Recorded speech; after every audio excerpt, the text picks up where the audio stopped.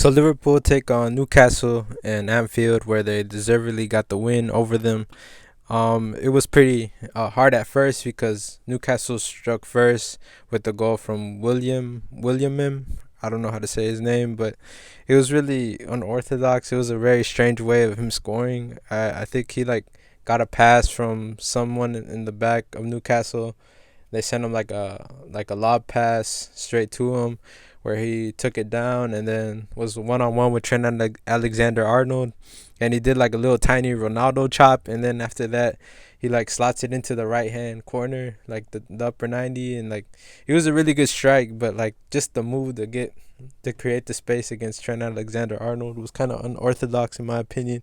It was kind of weird, but I mean, all merit to him, because like I wouldn't have probably done that. I don't even know, because most players they just cut in, like they just cut in and then they try to strike. But he did good to keep up the play and get the goal for Newcastle, which was putting on the pressure for Liverpool. But Liverpool had the ball for most of the game, and like they had the possession, and Newcastle was mostly going on the counter. But Liverpool eventually got their goal back from Mane, with an assist from Robertson, where Robertson was going all the way in, cutting all the way inside, and I think he created space, and Mane was running right next to him, and then he just gives the ball, and then Mane being really quick, letting the ball come in front of him, and then just positioning his body to get a strike on it, putting it also on the right hand post, very high up and very hard for Dubravka to get, and it even went over the defender. I think it was. I think I'm sorry. I'm not too sure what their central defender name is. I think it's like Lawis. I'm not too sure, but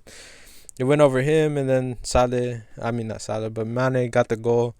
Meaning it was a tie 1-1 for Liverpool against Newcastle, and then Firmino ultimately got in the game as well, because Origi got injured by himself, like on one of the wings. I don't know. He was trying to keep the ball in, and I guess he fell wrong or something. I think it's like a muscle problem.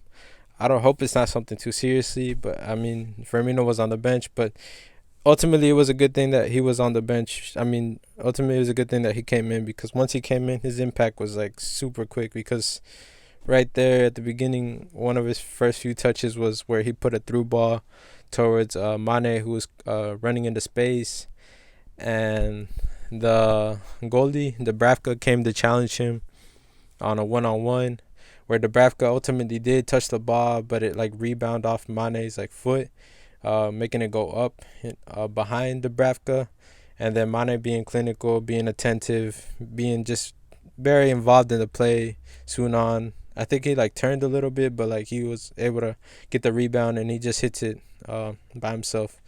Then in the second half, it was mostly chances by both teams. Newcastle also had a few good chances, but as well as Liverpool was creating a bunch of chances for themselves as well. But Dubravka did really good in this game, and I think he's highly underrated. He's a really good goalie in my opinion, but the quality of Liverpool is just way too much for them.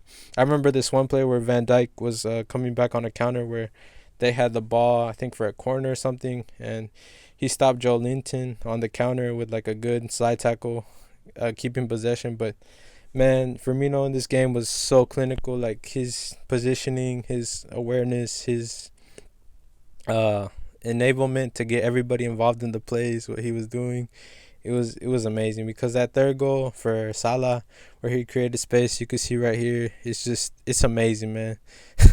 Those little tricks and little flicks that he was doing, he was creating spaces for everybody, for Robertson, everybody. It was like so many chances that he was creating by himself. And then Salah was, I mean, I'm pretty hard on Salah sometimes, because I be saying that he should be better than what he is. But I mean, I see how the players treat him, because he is overly hyped, not overly hyped, but like he is like really put out there to be like the best player in Liverpool, one of the best players in the world. So the teams, they do contest him really hard, and they do not give him any space or allow him to get any chances on goal or anything. That's what I see mostly, and they let the other players a little bit more leeway. But Salah always being attentive, always being aware, And Firmino, just the spacing that he created for Salah, it was just like a little 1-2 where he gave it to Firmino, and then Firmino did that little flick, creating the space, and then luckily the Newcastle player fell down, and I think he even got injured at that same time. And there you go. There's the goal, because Salah 1-on-1 against the goalie. I mean, it's basically a goal, and that's basically the game right there. And Firmino, just for me, is he's doing amazing things, and I see why people like down they try to not rate him and underrate him and stuff like that. But if Liverpool didn't have Firmino, they wouldn't have as many goals as they did, because for me, literally, Firmino walks so Mane and Salah can run, because what he does on the field is just crazy. Like the assists, the little flicks, the tricks he does, it's just a joy to watch, in my opinion.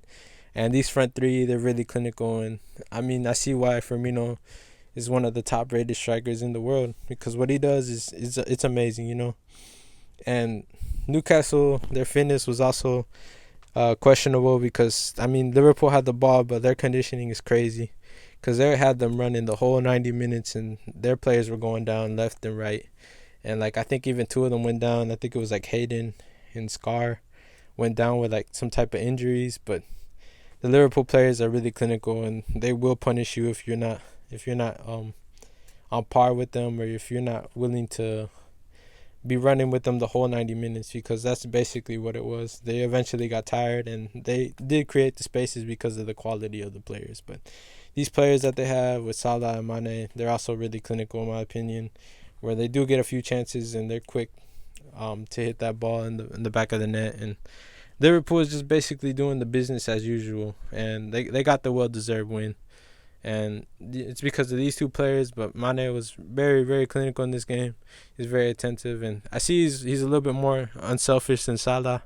I know they had that dispute last match week, and I didn't talk about it, but they did good in this game, and Liverpool just got the win, like I said, and they're doing the business as usual.